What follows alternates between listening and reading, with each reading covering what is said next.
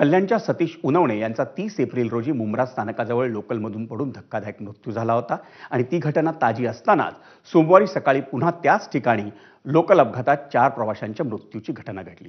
कारण मध्य रेल्वेने सतीश उनवणे यांच्या मृत्यूनंतर मुंब्र्याच्या त्या वळणावर कोणतीही उपाययोजना केली नाही आणि त्या पार्श्वभूमीवर उनवणे कुटुंबियांच्या भावना जाणून घेतल्यात आमचा प्रतिनिधी सुरेश काटेनं. माझा एकुलता एक मुलगा गेला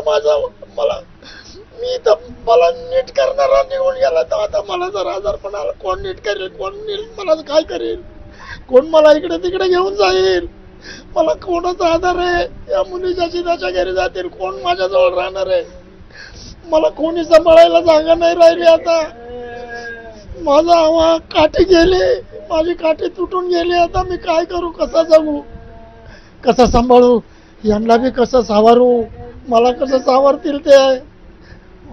माझा हात होता तो उजवा तुटून गेला, काय करू?